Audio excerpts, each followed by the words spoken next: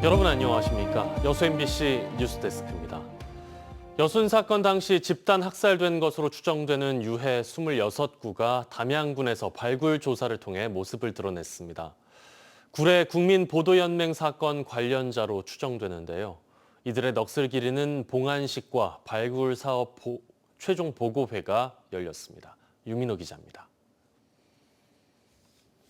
여순 사건 특별법 시행 후 이뤄진 첫 희생자 유해 발굴 조사. 지난해 10월부터 시작해 담양군의 한 야산에서 뒤엉킨 유해와 탄피, 고무신, 의족 등을 발견했습니다. 70년 넘게 묻혀있던 참혹한 국가폭력의 흔적이 고스란합니다. 담양 발굴 현장에서 본 유해는 겹겹이 쌓여 있었으며 그중에는 녹슨 총탄이 그대로 뼛속에 박혀 있었고 이번에 발견된 유해는 모두 26구입니다. 지난 1950년 6.25 전쟁 당시 군경이 집단 학살한 구례 보도연맹 사건 관련자로 추정됩니다. 인민군의 동조할 우려가 있다는 이유로 광주로 예비검속대 이동 중 담양에서 총살된 겁니다. 구례군 실내체육관에서 희생자의 넋을 기리는 봉안식과 발굴 사업 최종 보고회가 열렸습니다. 구덩이 안에서 탄피나 탱크가 다수 탄피가 대량 확인되는 것으로 봐가지고 확인 사살까지 있었던 것으로 확인이 되었습니다. 유해는 세종 추모의 집에 임시 안치됐습니다. 여순 사건위원회는 유해에 대한 유전자 감식과 추가 유해 발굴 사업도 이어갈 계획입니다. MBC 뉴스 유민호입니다. 여순 사건 특별법을 근거로 시작된 여순 사건 진상조사가 오는 10월이면 마무리됩니다. 그런데 현재 신고 접수받은 건 가운데 완료된 건은 9%에 불과한데요. 여순 진상규명과 희생자 명예회복 사업이 미완의 상태로 끝날 수 있다는 우려가 커지고 있습니다. 김주희 기자가 보도합니다. 여순 사건 진상규명과 명예회복을 위한 특별법은 지난 2021년 6월 어렵게 국회의 문턱을 넘었습니다. 법안은 국회 제적인원 231명 가운데 225명, 전체 97.4%의 압도적인 찬성으로 가결됐습니다. 여순법을 기반으로 지난 2022년 10월 시작된 여순위원회의 진상규명조사도 벌써 1년 8개월을 넘었습니다. 현재 여순 사건 피해 신고 접수는 모두 7,540여 건이 넘습니다. 하지만 아직 진실 규명은 단 한 건도 없고 희생자 결정은 700여 건에 불과합니다. 심사 결정 처리 완료 현황 9%에 그치고 있는 겁니다. 기본소득당의 용해인 국회의원이 행안부와 여순 사건 지원단에 대한 업무 보고를 강하게 요청하고 있는 배경입니다. 국가가 70년이 넘는 세월 동안 진상규명을 염원해온 유족분들의 한을 풀어드려야 하고 국회가 철저한 관리 감독으로 제대로 된 과거사 청산을 이뤄내는 역할을 해야 된다고 생각합니다. 이 사안에 좀 관심을 가져주시기를 동료 의원님들께 요청드리고 업무 보고가 성사될 수 있도록 힘써주시기를 정중히 호소드립니다. 오는 10월이면 여순사건법에 따라 진상조사 기간은 모두 종료됩니다. 여순위원회 진상보고서 작성기획단은 내년 4월 5일까지 진상조사 보고서의 작성을 모두 마쳐야 합니다. 위원 임기도 내년 10월 5일이면 만료됩니다. 여순 사건 진상조사와 희생자 가족들의 명예회복을 위해 아직 가야 할 길은 먼데 행정적 절차들은 마무리 수순을 준비하고 있는 모양새입니다. 여순 사건 관련 단체들이 정부의 조사 기한의 연장을 강력히 요구하고 있는 이유입니다. 연장을 해가지고 제대로 지금 된 조사를 해야 되지 않느냐. 그다음에 진상보고서란 것은 다 모든 것을 조사가 끝난 완료된 시점에 보고 써야 될 자료이기 때문에 이런 부분도 빨리 얼른 좀 조치들이 이루어져야 되겠다. 한국 현대사의 비극 여순 사건, 진상규명과 희생자 명예회복까지 넘어야 할 난관들은 여전히 산적해 보입니다. MBC 뉴스 김주입니다. 여수 해역에 고수온주의보가 발령됐습니다. 주의보가 발령된 곳은 가망만과 여자만, 거문도 해역으로 장마 전선이 물러가고 무더위가 계속되면서 수온이 지속적으로 상승할 것으로 예상됩니다. 수산당국은 고수온으로 인한 양식 피해가 우려된다며 사료 공급을 중단하고 산소를 공급하는 등 피해 예방 활동에 동참해달라고 당부했습니다. 어제에 이어 오늘도 이진숙 방송통신위원장 후보의 인사청문회가 열렸는데요. 이 후보자는 5.18의 성격에 대해 끝내 자신의 생각을 밝히지 않았습니다. 천홍희 기자입니다. 이진숙 방송통신위원장 후보자는 이틀째 이어진 청문회에서도 5.18과 관련한 자신의 입장을 밝히지 않았습니다. 제가 5.18은 우리나라의 민주화를 이룩한 운동으로 기록을 하고 있고 우리 국법이 저는 그 국법을 본인의 이야기를 듣고 싶은 거예요. 저는 그 국법을 대한민국 준수하고 정부가 있습니다. 그렇다라는 이야기가 듣고 싶은 게 아니고 본인의 생각이 뭐냐고요. 저는 그 국법을 준수하고 있습니다. 급기야 위원장이 질의를 중지하고 답변을 제대로 하라고 요구했지만 이진숙 후보자는 끝내 입장을 밝히지 않았습니다. 후보자 지금 그렇게 하지 마시라고 몇 번을 저희가 말씀드렸습니다. 대통령과 뜻을 같이 한다. 왜 그렇게 돌려서 빙빙 돌려서 말합니까? 이진숙 후보자의 인생과 세계관과 생각의 기준이 윤석열 대통령입니까? 이런 모습을 지켜본 광주 시민들의 분노의 목소리가 이어지고 있습니다.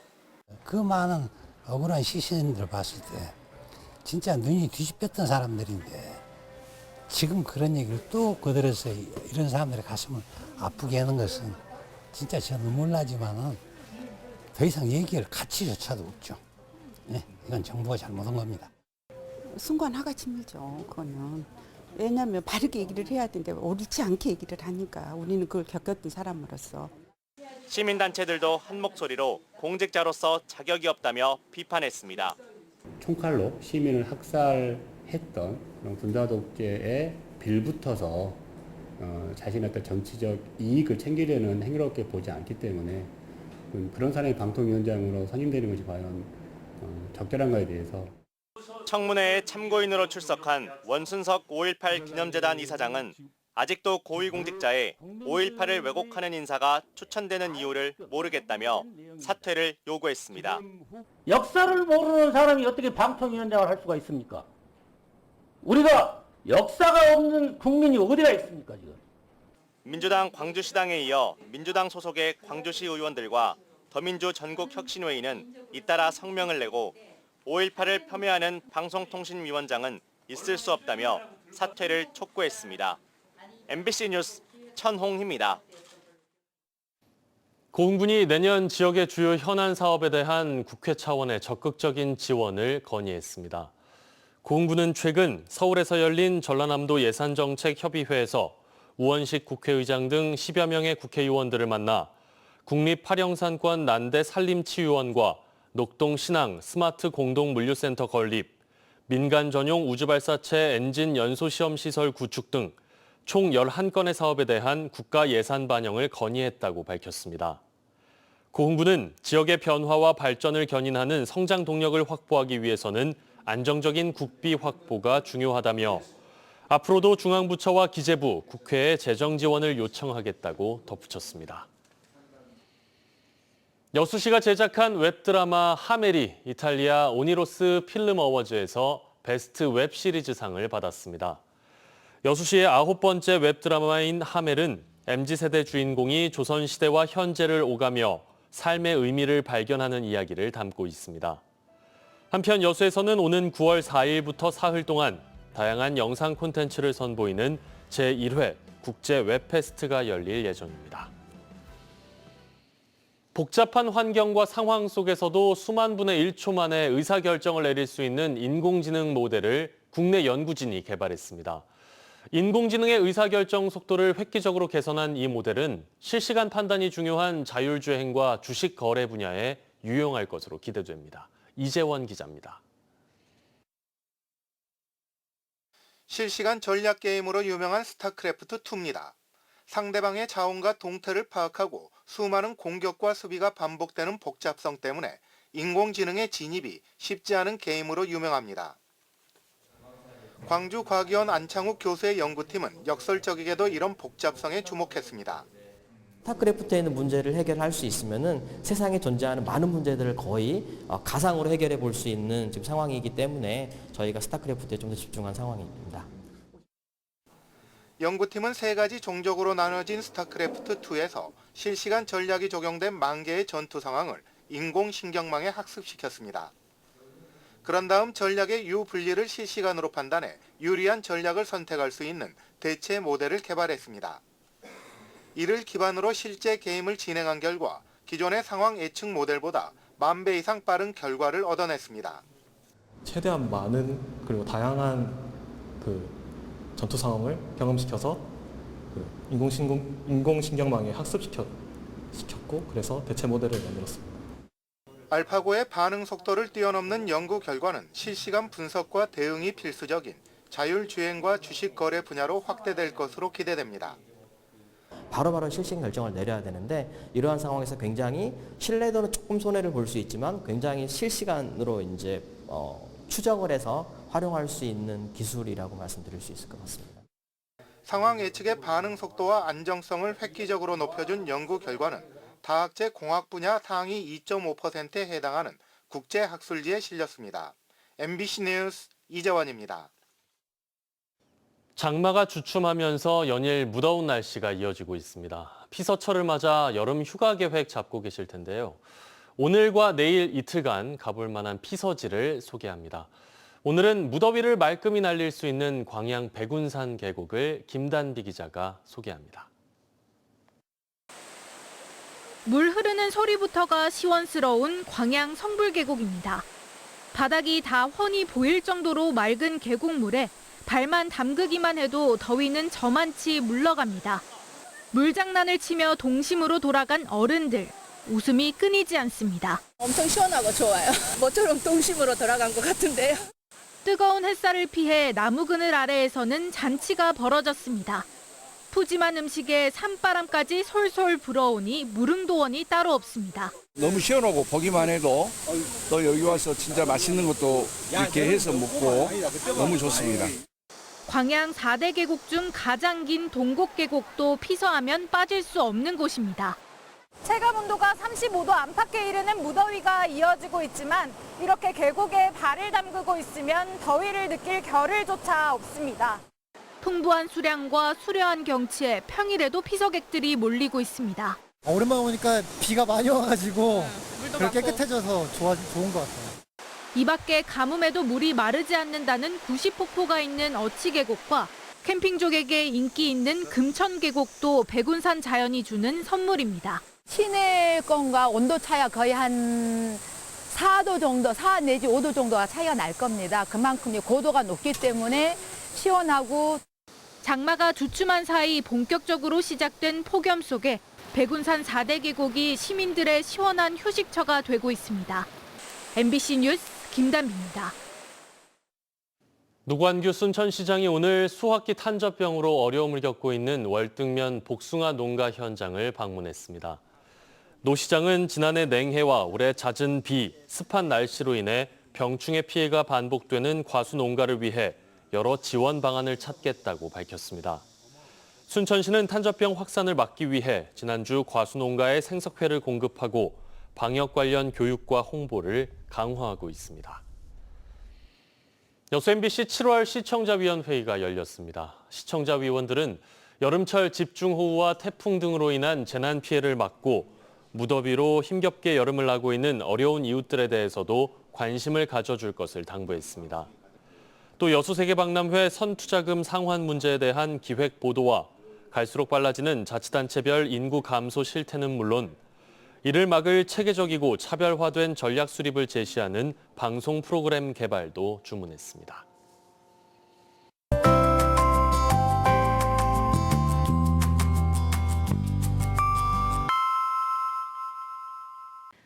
날씨와 생활정보 정리해드리는 생활포커스입니다.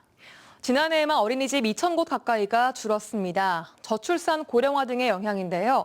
전국 2만여 개 읍면동 가운데 어린이집이 한 곳도 운영되지 않은 곳은 597곳으로 이 중 전남은 101곳에 달했습니다.